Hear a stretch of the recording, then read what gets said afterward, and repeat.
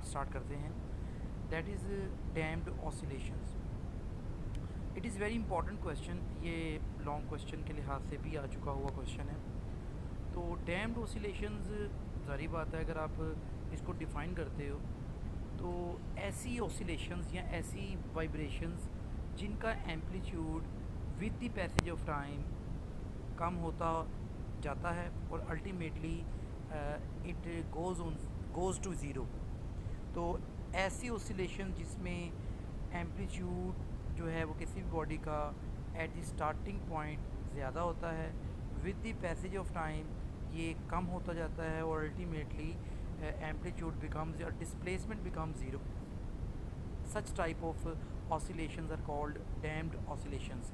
So this is the simple definition of damped oscillation. जैसे कि हमने अगर हम आइडियल सिस्टम की बात करते हैं तो बेटे आइडियल सिस्टम एक ऐसा सिस्टम होता है which is free from friction. मतलब ये ऐसा सिस्टम है जो कि हम in the absence of friction करते हैं। फॉर एग्ज़ाम्पल हमने SHM की बात की, उसमें 3 एग्जांपल्स पढ़ी। वो 3 एग्जांपल्स थी motion of mass attach to a spring, number 1, number 2 ball and bowl system, number 3 was simple pendulum.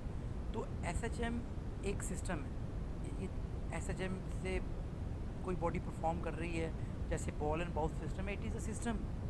तो वो सिस्टम जो है उसमें हमने SHM पे एक कंडीशन एग्जर्ट की थी, अप्लाई की थी। वो क्या थी?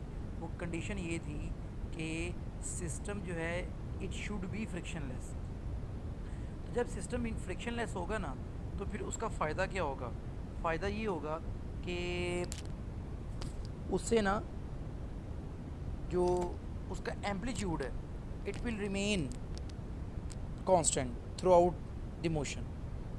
पर चूँकि अगर प्रैक्टिकली बात करें तो प्रैक्टिकली तो फ्रिक्शन आपको पता है, 9th क्लास में पढ़ा हुआ है, फ्रिक्शन लाजमी एक्सर्ट करती है, बॉडीज़ पर लगती है और बॉडीज़ की मोशन को रोकती भी है।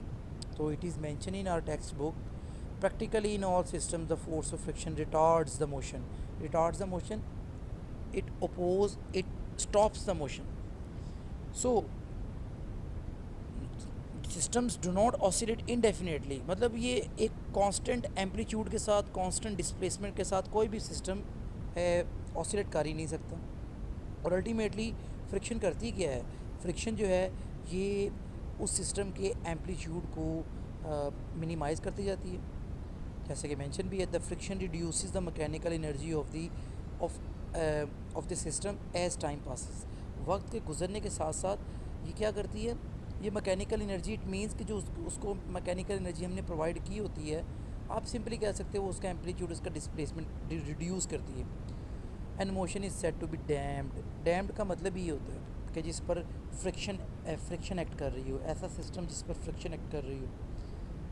This damping progressively reduces the amplitude of vibration. ये सामने आपके पास डायग्राम भी है, देखिएगा ज़रा। It's a graph between displacement and time.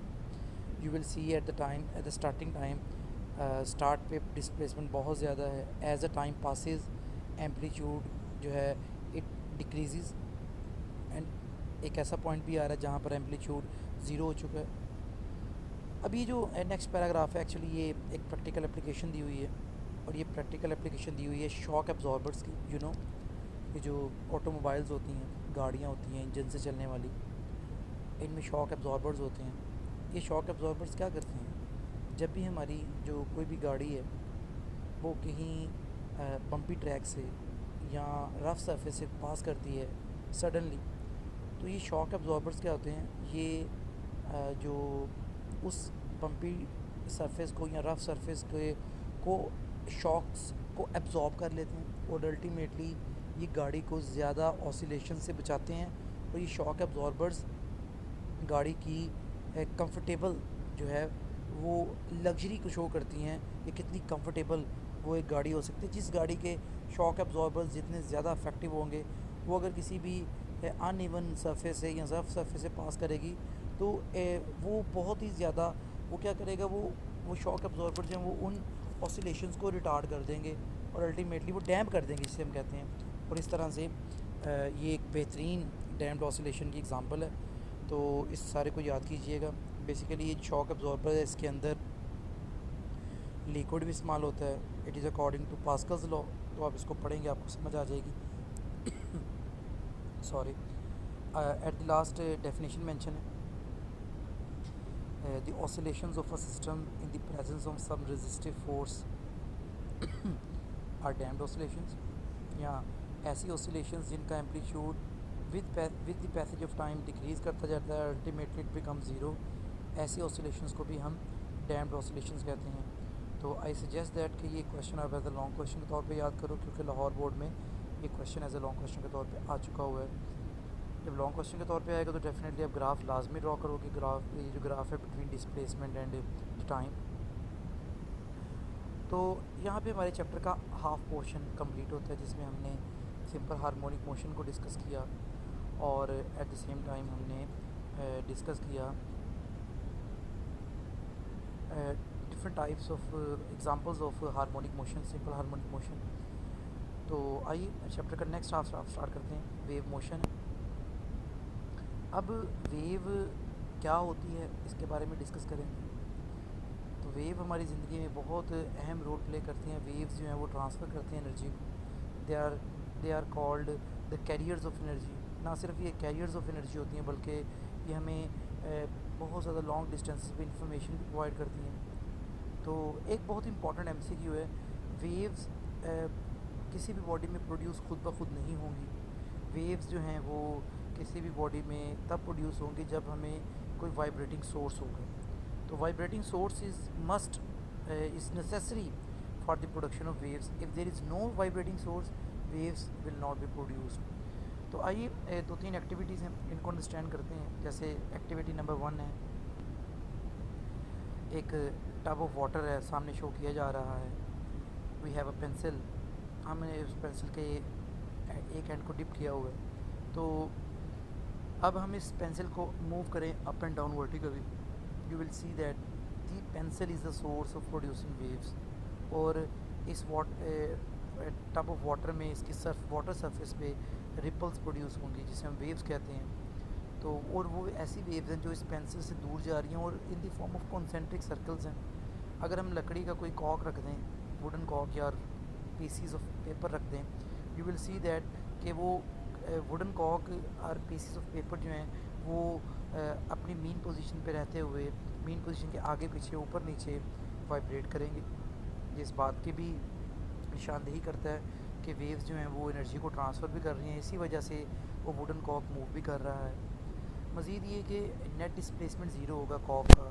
जितना ये अपवर्ड आएगा उतना ही नेगेटिव भी लोअर पार्ट पे भी मीन पोजीशन से जितना अपवर्ड डिस्टेंस कवर करेगा उतना ही मीन पोजीशन से लोअर डिस्टेंस भी कवर करेगा। इस वजह से हम इसको ये कहेंगे कि जनाब net displacement it will be zero.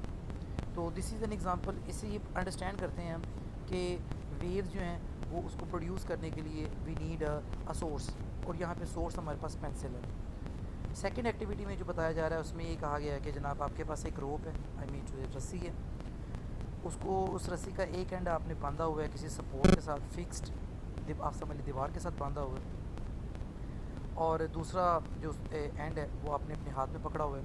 अब हमने एक पॉइंट पी सेलेक्ट कर लिया। इस पर हम क्या करते हैं, इस रोप को अप एंड डाउन मूव करते हैं। जो हाथ है वो हमारा सोर्स है, इस चीज़ का सोर्स है, ये प्रोड्यूस करने का सोर्स है। और आप नोट करेंगे जैसे ही आप अप एंड डाउन जर्क देंगे तो पॉइंट पी कभी ऊपर मीन पोजीशन से कभी नीचे मूव करेगा। इन दी सेकेंड डायग्राम नोट करें, पॉइंट पी अपवर्ड हो गया, तो अपवर्ड पॉइंट को क्रस्ट कहा जा रहा है। इन दी थर्ड डायग्राम नोट करें, फोर्थ डायग्राम नोट किया जाए तो पॉइंट पी डाउन हो गया, मीन पोजीशन डाउनवर्ड आ गया, इसको ट्रफ कहते हैं। तो इस तरह से पॉइंट पी मीन पोजीशन के अप एंड डाउन मूव करता रहेगा। इसलिए हम इस तरह की इससे भी ये कंक्लूड करते हैं कि वेव्स जो हैं ये किसी भी मीडियम में डिस्टर्बेंस का नाम है। अब मीडियम देखिएगा, मीडियम किसे कहते हैं। पहली एक्टिविटी में मीडियम वाटर था, उसमें वेव्स प्रोड्यूस हुई। दूसरी एक्टिविटी में मीडियम रोप है, उसमें वेव्स प्रोड्यूस हुई। तो इससे ये हम अब एक समरी निकालते हैं, आइडिया ये हमारा कंक्लूजन ये निकला कि वेव्स जो हैं ये हमेशा प्रोड्यूस होंगी, पर उनको वो प्रोड्यूस करने के लिए हमें एक वाइब्रेटिंग सोर्स की ज़रूरत है। तो नेक्स्ट हमारे पास डेफिनेशन है, वेव की डेफिनेशन है। तो वेव के बारे में बता चुका, wave is a disturbance in a medium which causes the particles of the medium to undergo vibratory motion about their mean position in equal intervals of time. This is definition of wave. तो wave दो तरह की होती हैं, इनकी दो तरह की टाइप्स हैं, दो कैटेगरीज हैं। एक होती है मैकेनिकल वेव्स, एक होती हैं इलेक्ट्रोमैग्नेटिक वेव्स। तो जो मैकेनिकल वेव्स होती हैं, ऐसी वेव्स जिनको गुजरने के लिए, जिनकी प्रोपिगेशन के लिए, जिनके ट्रैवल करने के लिए हमें किसी तरह की मीडियम की ज़रूरत नहीं होती है, सॉरी, जिनके गुजरने के लिए मीडियम की ज़रूरत होती है। Such waves which require medium for their propagation are called mechanical waves. मिसाल के तौर पे जैसे हमने वाटर वेव्स प्रोड्यूस करवाई, साउंड वेव्स बेहतरीन मिसाल है मैकेनिकल वेव्स की। उसके बाद वेव्स प्रोड्यूस इन स्ट्रिंग, रस्सी पे या स्प्रिंग, ऐसे तमाम की तमाम वेव्स जिन जो कि प्रोड्यूस ही किसी मीडियम पर होंगी। और ऐसी वेव्स जिनके गुजरने के लिए मीडियम की ज़रूरत ना हो, मीडियम का होना ना होना कोई मैटर नहीं करता। Such waves are called electromagnetic waves. इनको ईएम वेव्स भी कहा जाता है। इनकी एग्जांपल्स दी हुई हैं, radio waves, television waves, X rays वगैरह वगैरह, बहुत सारी गैमा रेज भी आती हैं, heat rays, light waves. Such waves do not require any medium for their propagation, इसलिए इनको हम इलेक्ट्रोमैग्नेटिक वेव्स कहते हैं। ये क्विज़ में एक बड़ा इंपॉर्टेंट और यूज़फुल क्वेश्चन है, do mechanical waves pass through vacuum that is empty space. तो इसका आंसर है नो। मैकेनिकल वेव्स के लिए जब हमने कंडीशन लगा दी कि उन्हें मीडियम की ज़रूरत है, तो उनके लिए मीडियम होगा तो ठीक है, वो वेव्स गुजरेंगी भी, प्रोड्यूस भी होंगी, प्रोपिगेट भी करेंगी, क्योंकि वैक्यूम में किसी तरह का कोई मीडियम ही नहीं है। इसलिए मैकेनिकल वेव्स कभी भी वैक्यूम या स्पेस में जो प्रोड्यूस हैं या ना प्रोड्यूस हो सकती हैं, ना बेसिकली वो ट्रैवल कर सकती हैं। This is all about for today's topic. अल्लाह हाफ़िज़।